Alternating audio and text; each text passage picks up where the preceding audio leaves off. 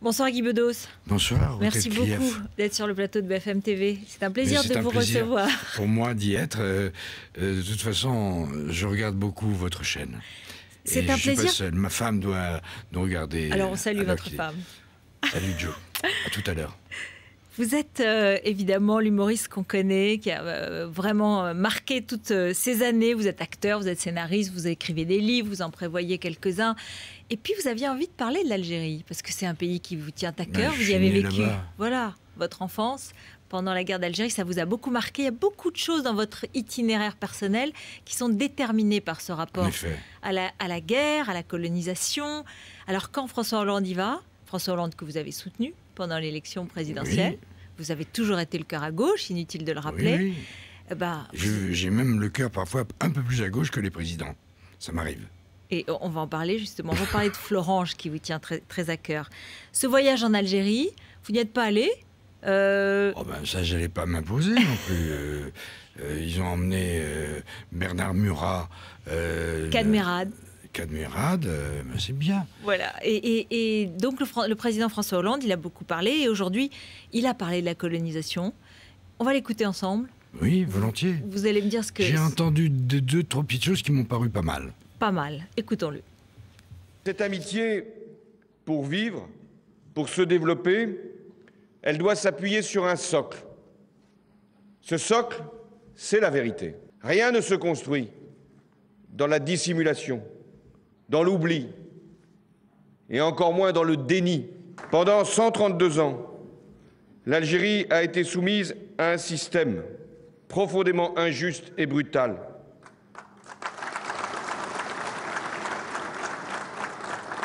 Ce système a un nom, c'est la colonisation. Et je reconnais ici les souffrances que la colonisation a infligées au peuple algérien.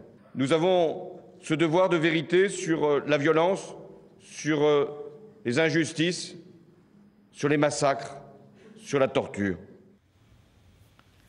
Voilà, les phrases de François Hollande, c'est les mots justes, c'est assez, c'est pas assez. À chaque fois, vous savez, on analyse au trébuchet chaque mot de président. Non, mais il a quand même parlé de la colonisation, de la souffrance, etc. Peut-être que c'est une faute de ma part, mais je ne me souviens pas avoir entendu un président prononcer ces mots-là en Algérie. Et c'est pas mal. Il n'a pas présenté d'excuses, il n'a pas fait repentance. C'est bien, non? C'est mieux. Je voulais vous parler des scènes plantues que j'ai regardées juste avant de venir. Hollande qui parle aux Algériens. Repentance, pour l'interrogation. Excuse. Des visas. C'est ce que demandent les jeunes Algériens. Ben oui. Mais encore faut-il qu'ils soient bien accueillis en France, les jeunes Algériens. Je sais pas, on va pas tout de suite parler du film Welcome, où on voit un jeune immigré, issu de l'immigration, pour parler un peu le sarkozyste, et qui est obligé de partir à la nage vers Londres. Moi, je suis allé au Québec, par exemple, il y a des garçons algériens qui sont chauffeurs de taxi à Montréal. Ils ont fait vraiment le crochet, ils sont pas venus en France, tellement ils sont pas du tout sûrs de l'accueil qu'ils recevront. Certains ont dit quand même, d'après ces phrases, que c'était un peu une vision hémiplégique de l'histoire, parce qu'il n'a pas parlé, ou de façon assez elliptique, des rapatriés, des harkis, des Français amoureux de l'Algérie qui ont dû la quitter, la valise à la main, en laissant tout derrière eux. Je dis souvent, alors que j'étais pour l'indépendance, que j'étais réformé pour maladie mentale pendant la guerre d'Algérie et j'ai à peine triché, je voulais pas faire cette guerre, j'ai dit souvent que tous, parmi les pieds noirs, comme on nous appelait, n'avaient pas mérité d'avoir à choisir entre la valise ou le cercueil. Voilà. En effet, il y avait des gens de là-bas, des Européens, comme on nous appelait, qui se comportaient très bien, qui s'entendaient très bien avec entre juifs, cathos, athées, musulmans, etc.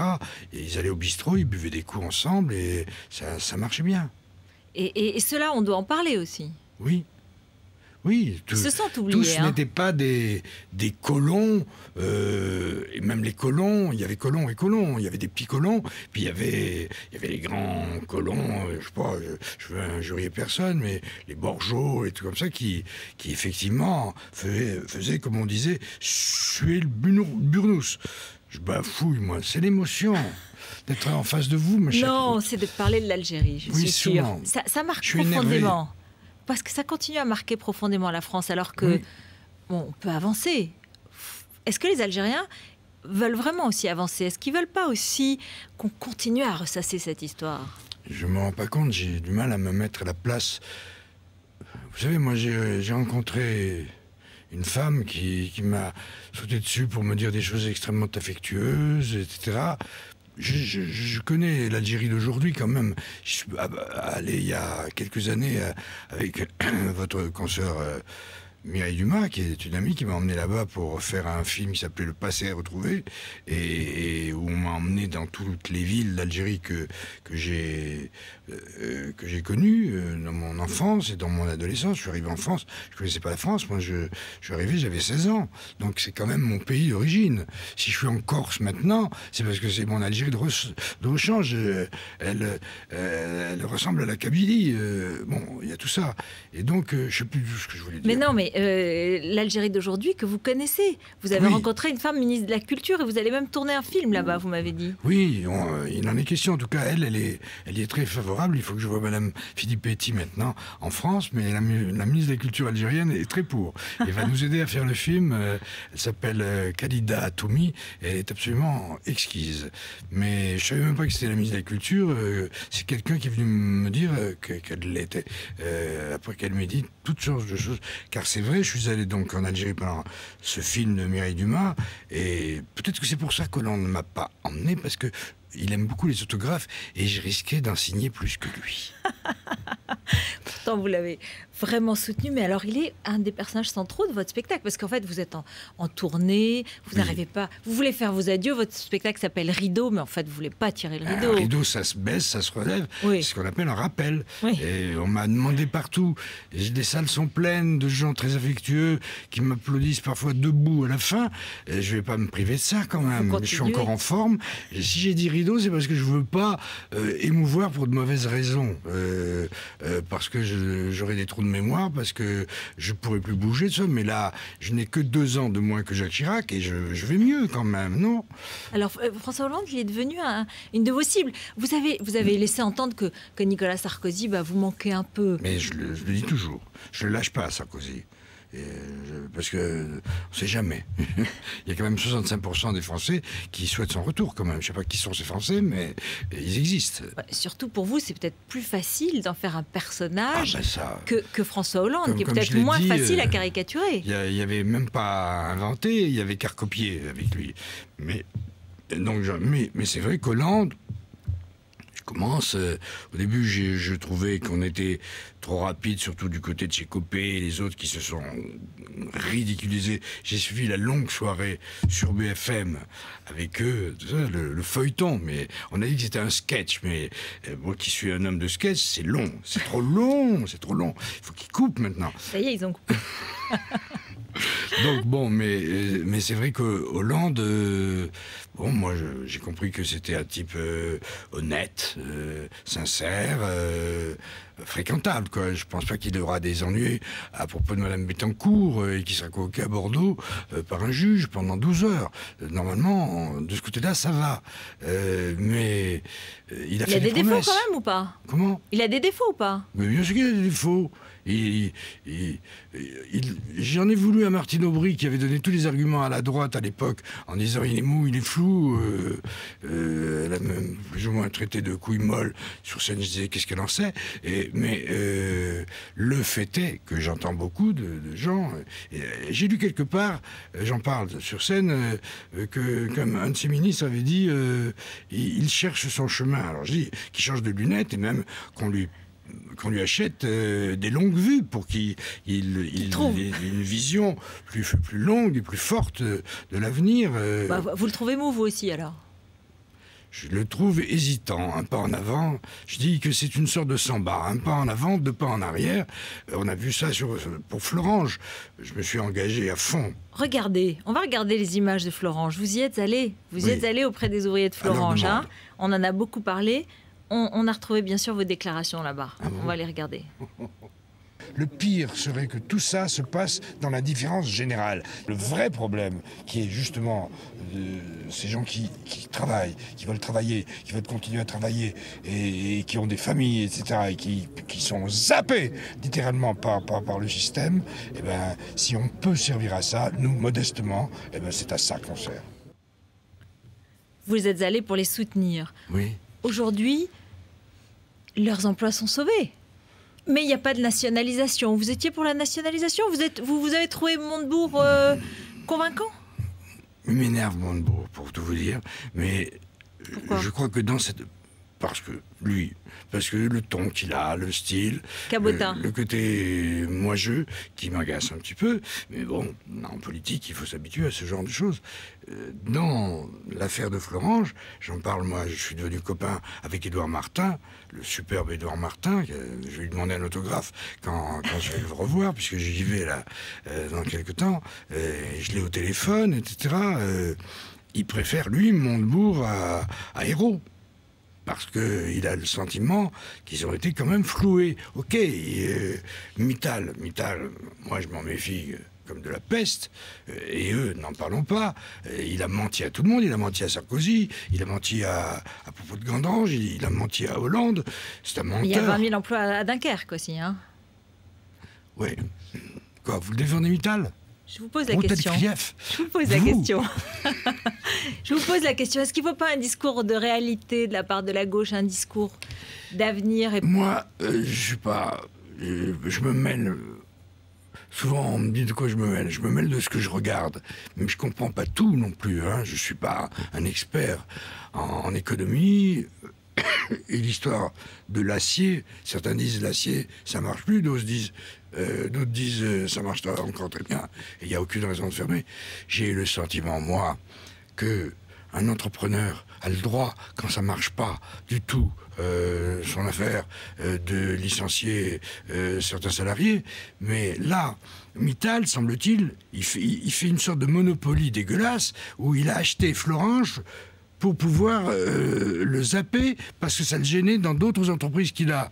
Et quid du destin de tous ceux qui travaillent et de leur famille dans tout ça. Alors on me dit, bon, Jacques Attali, que j'ai vu face à vous, nous dit mais ça n'a aucun intérêt, Florence, ça. Non, il dit il y a 629 postes alors qu'il y a 1500 chômeurs par jour. Oui, et alors, ça veut dire quoi, cette bataille de chômeurs contre chômeurs? Ils sont pas sûrs de garder leur poste. Et si M. Attali peut... de toute façon, Attali, Minc et quelques autres, ce sont les grands humoristes du moment. De toute façon, je ne peux pas lutter avec eux. Il y en a un autre quand même. Qui donc? Depardieu. Depardieu. Il n'est plus lui-même, vous savez. Il a tellement changé physiquement que, à mon avis, c'est son cerveau qui éclate aussi. À ce point. Quand il dit que... on a été très injuste avec lui, qu'il a payé tant d'impôts, c'est un grand Français. Il doit se consoler avec Poutine, qui l'a invité. Il est prêt à lui donner un passeport russe. Cette histoire est navrante, de toute façon, mais il n'est pas le seul. Yannick Noah, pour qui j'ai une certaine sympathie, il a déployé... Il l'avait fait. La plupart des sportifs, et Dieu sait que je ne suis pas raciste, c'est l'essentiel de ma lutte, c'est contre le racisme, mais les footballeurs, les Algériens, maghrébins ou africains, etc., ils sont ni maghrébins ni africains, ils sont suisses pour la plupart. Donc, ok. Mais vous avez l'impression qu'on a été injuste, que le gouvernement a été maladroit avec Depardieu, ou qu'au contraire, c'était normal de lui taper un peu dessus? Non, je trouve pas que le gouvernement a été maladroit, là, pour le coup. Vous étiez d'accord avec... Dans cette crise dont on nous rebat les oreilles, j'y comprends plus rien par moments, ça me saoule. Mais j'ai compris que certains souffrent déjà beaucoup plus que d'autres. C'est absolument indécent d'aller se réfugier en Belgique. En plus, la maison est moche. Non, mais moi, ça me dépasse. Mais ça m'a dépassé aussi pour Johnny Hallyday, etc. Mais vous savez, moi, je rencontre des gens dits modestes qui se font du souci pour ceux qui doivent payer au-dessus qui doivent payer 75% au-dessus d'1 million d'euros par an. C'est le côté, oh, le pauvre. Je veux dire que le peuple est insondable. Ils sont trop gentils. Ben, il faudrait relancer l'éducation civique à l'école. Il faut que j'en parle à Payon. Il est déjà sur ce chantier. Qu'est-ce que ça vous fait d'entendre parler de votre fils, Nicolas Bedos, qui est devenu une coqueluche, hein, la coqueluche de ces jolies dames, et puis aussi de la presse, et puis aussi de la télé? C'est une histoire qui continue. C'est la coqueluche de sa mère, c'est ma coqueluche à moi. Donc, que vous dire, nous sommes une famille très soudée. Je suis fou de joie pour mon fils. De temps en temps, il y a des gens maladroits qui me disent, je vous l'ai dit tout à l'heure, alors vous, avec la fiche que vous avez, vous pouvez mourir, la relève est assurée. Bon, laissez-moi 10 minutes quand même, mais... De toute façon, on ne fait pas tout à fait le même métier, Nicolas et moi. J'écris, je joue, il écrit, il joue, mais c'est pas tout à fait du même style. Il n'y a pas de rivalité, c'est pas possible. Aucune, moi, rival de mon fils, mais non.